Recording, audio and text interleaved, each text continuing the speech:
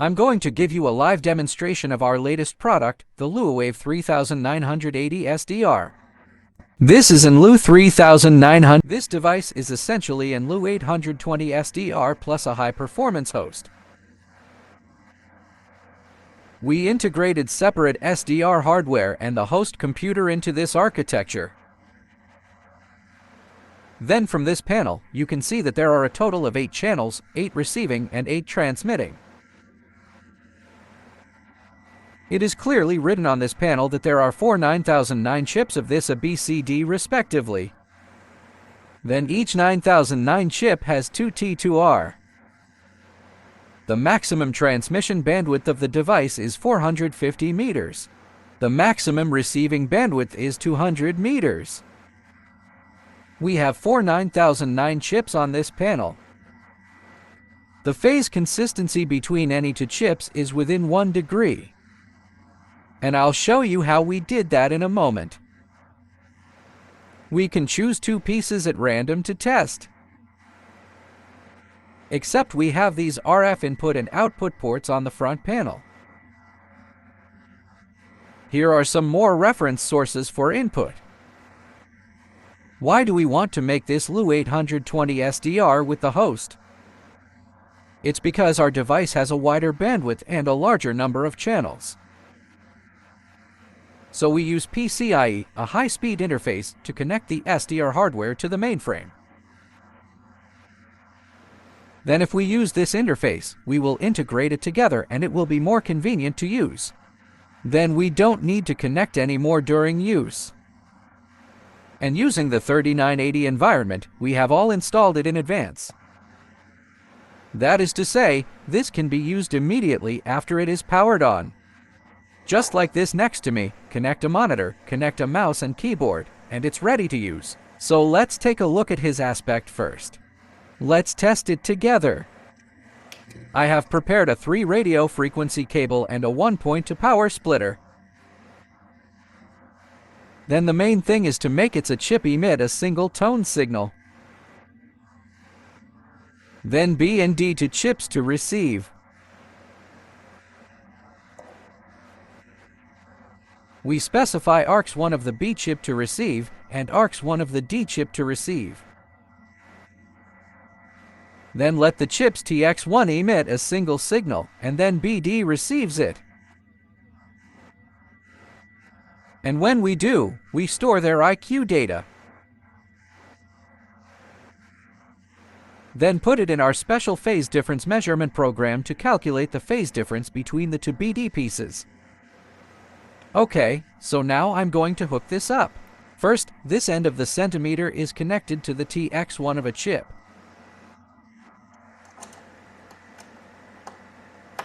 Okay, so the frequency we used for this test is 1.2 gram. The frequency support range of our device is 75 meters to 6 grams HJ. Even at high frequencies, this phase consistency is very good. You may have used some other SDR products. Generally speaking, they have poor phase consistency at high frequencies. But our device has very good phase consistency from high and low frequencies to high frequencies. Alright, you can see the computer next to me has a display, green and red. What he's actually showing here is a spectrum of 2 channels of the B and D chip.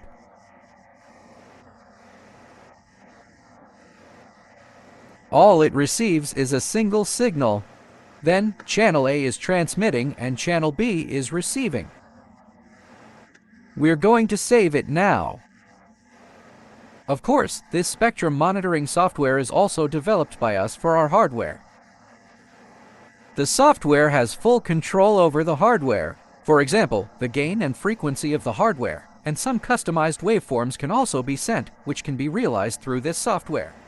Okay, so now we're going to save this IQ data collected from the 2 channels of BD. Let's call it BDRX1. Click Bin File, click Save. It has been preserved. Okay, at this point then I can explain it to you a little bit. How do we calculate this phase difference? First of all, this spectrum monitoring software we made. It saves each channel IQ data. What about after saving it? This IQ data will be multiplexed into a bin file. The saved format is of type int16. We read this file through MySQL. Read out the data of each channel inside and make a splicing. You can completely restore the signals we received on both sides at that time. So our previous script is to restore this original negative signal. What about after it is restored? We will calculate its angle through some functions that come with MATLAB. After figuring it out, we can make a difference. Then plot the difference at each sampling point on a graph. If the phase consistency is within 1 degree, then the graph we draw should be a relatively stable line. Take a look at me running this loaded file. It's the file I just grabbed. Then click Run. You can see that this is a graph of a phase difference result. It's basically a straight line.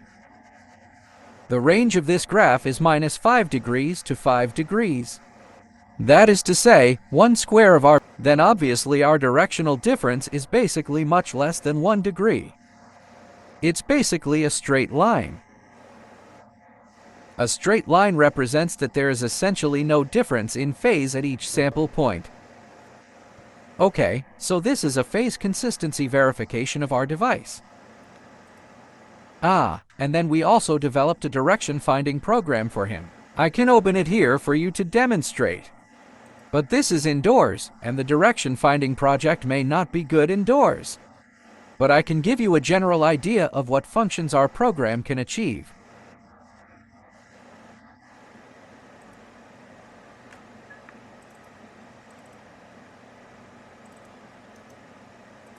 Then we also developed this measurement program based on the music algorithm. Whether it's the control of this device or the implementation of the music algorithm. It's all developed by ourselves. And all in C++ code.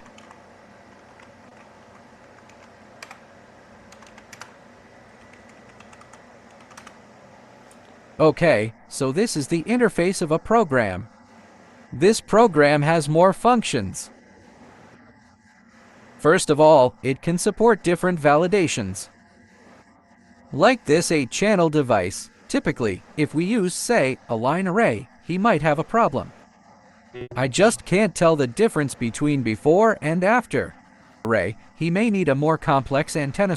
Just connect this antenna to it through an RF cable and make an antenna structure on it. He can complete the function of direction finding. And then we program this device to adjust the frequency in real time. As long as it is in the frequency range supported by our device, it is okay. And it also supports multi-file sampling rate selection. Generally speaking, before using the software, it may be necessary to have a signal source to do a phase calibration work.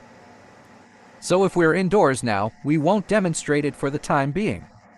Then usually speaking, where it works very well outdoors, then maybe around 2 to 3 kilometers, his measurement accuracy is much less than 5 degrees.